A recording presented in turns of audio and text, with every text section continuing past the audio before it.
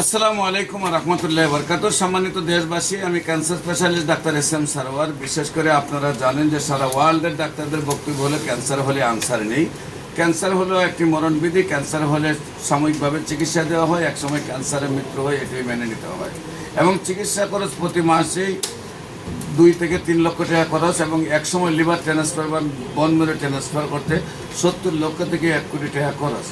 একদিকে পরিবারটি ধ্বংস হয়ে যায় অর্থনৈতিকভাবে, অন্যদিকে রোগীটা পৃথিবী ছেড়ে চলে যায়। এবং সারা ওয়ার্ল্ডের কোনো ডাক্তারের 50টা ক্যান্সার রোগী সুস্থ হয়েছে এমন কোনো ডকুমেন্ট কোনো ডাক্তারের নেই। বিশেষ করে আমি বলবো ক্যান্সার গবেষক অধ্যক্ষ doctor SM. Sarwar YouTube, Facebook, Google, TikTok, ইনস্টাগ্রামে সার্চ করলে 5,500-এর ঊর্ধ্বে রোগী সাক্ষাৎকার পাবেন যারা সুন্দরভাবে সুস্থ হয়েছেন। আজকে একজন বাংলাদেশের বিশিষ্ট ব্যক্তি, বিশেষ করে উনি পরিকল্পনা মন্ত্রণালয়ে জব করেন। ওনার চাচা একদম মানে বিছনায় সজ্জা ছিলেন, এবং কী অবস্থায় ছিলেন, কেমনে ছিলেন, আমরা বিস্তারিত ওনার জানবো এবং কীভাবে সুস্থ হলেন। বিশেষ করে আপনার নাম মোহাম্মদ মুজিবুর রহমান, আপনার পিতার নাম আব্দুল মোতালিব মিয়া, আপনার মায়ের নাম আমেনা বেগম, গ্রাম, আপনি জব করেন কোথায়? পরিকল্পনা মন্ত্রণালয়ে। আপনি আপনি যে রুগী ছিল উনি আপনার কি হন? আপনার আপন চাচা। কি অবস্থায় ছিলেন, কি কি চিকিৎসা করছেন এবং কিভাবে সুস্থ হয়েছেন একটু বলেন। আমার চাচা প্রথম প্রাথমিক চিকিৎসা করি, প্রাথমিক চিকিৎসা করার পরে প্রাথমিক চিকিৎসা কোথায় করেন?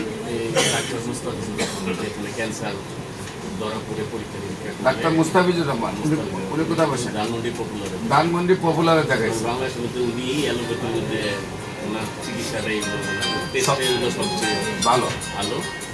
তো যখন ধরা পড়লো ক্যান্সার, তখন ওখান থেকে আমাকে ডিসিশন দিল আমি ক্যান্সার হাসপাতালে নিয়ে যাই। মহাখালী ক্যান্সার হাসপাতালে নিয়ে ওখানে টেস্ট করার পরে ক্যান্সার ধরা পড়লো, আপনি নিয়ে গেছেন কোথায়? হলো মহাখালী ক্যান্সার। প্রোস্টেট ক্যান্সার ধরা পড়ছে। তো ওখানে নিয়ে গেলাম, নিয়ে যাওয়ার পরে ওখানে প্রায় 2-3 মাস চিকিৎসা করলাম। করার পরে টেস্ট করলাম, করার পরে ওনারা বললো যে মূত্রথলি কেটে ফেলে দিতে হবে। বললাম যে না, এইভাবে গাড়িটা ফেলা গেলে হবে না। আমার চাচারা বললো, চাচা বলছে না, আমি 5টা নিয়ে জন্মাইছি, 5টা নিয়ে মরতে চাই না।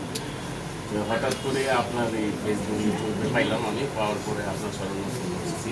পরে ওখানেও মোটামুটি 5-7 লাখ টাকা শেষ হয়ে গেছে। তো আপনার শরণাপন্ন হই। আর পায়ে কি অবস্থা ছিল? পা তো মনে করেন ওই পায়ে এফেক্ট করছে, 2 টুকরা হয়ে গেছে।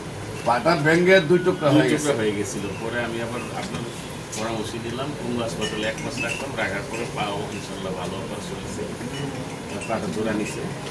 তো আপনার প্রথম মাসের ওষুধ দিলাম, আপনাকে খাওয়াইলাম। খাওয়ানোর পরে প্রায় মোটামুটি 22 সাল থেকে পর্যন্ত ওষুধ খাওয়াইতেছি। আমি বাধা দিই না, প্রতি মাসে ওষুধ নেই। মোটামুটি আমার চাচা এখন সুস্থ, আল্লাহর মধ্যে। অনেকে হাঁটা চলাফেরা করতে পারে, হাঁটা চলা, কাজ করে, গাছে উঠি, জমি জমা। সম্মানিত দেশবাসী, বিশেষ করে ওনার কত সালে চিকিৎসা? 22 সালে ওনার চাচার চিকিৎসা করেছি। 1 বছরের চিকিৎসা স্বয়ং সম্পন্ন হয়। 4 মাসে উনি সুস্থ হয়েছেন।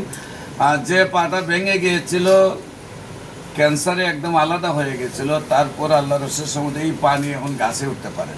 বিশেষ করে ওনারা মন্ত্রণালয়ের লোক তো এখনও চিকিৎসা চালাচ্ছে, চিকিৎসা চলছে। হ্যাঁ, কাউকে 1 বছর বললে 6 মাসের চিকিৎসা বন্ধ করে দেয়, কিন্তু ওনারা চিকিৎসা বন্ধ করেন নাই। আজকে 2025 সাল পর্যন্ত চিকিৎসা চালিয়ে যাচ্ছেন। আপনারা যারা এই ভিডিওটা দেখছেন, দোয়া করবেন ওনার চাচার জন্য। আল্লাহর অশেষ রহমতে ওনার চাচা যেন সম্পূর্ণরূপে আজীবন ভালো থাকেন, ক্যান্সার যেন আর কোনোভাবেই ওনার শরীরে বাদশা বা না বাঁধে। আপনাদের দোয়া চাই। বিশেষ করে বলবো আমি আপনাদেরকে, ক্যান্সার, কিডনি, থ্যালাসেমিয়া, এইডস রোগ সেটি মরণবিধি নয়, সম্পূর্ণরূপে সুস্থ হয়। আপনারা ক্যান্সার গবেষক ডাক্তার এস.এম. সারোয়ার ইউটিউবে, ফেসবুক, গুগলে, টিকটকে সার্চ করলেই তার হাজার হাজার প্রমাণ, প্রায় 5,500-এর ঊর্ধ্বে প্রমাণ পাবেন। আপনাদের যে কোনো প্রয়োজনে স্ক্রিনে দেওয়া নম্বরে যোগাযোগ করার জন্য আহ্বান জানিয়ে শেষ করছি। সবাইকে ধন্যবাদ। আসসালামু আলাইকুম রহমতুল্লাহ। ওয়ালাইকুম আসসালাম।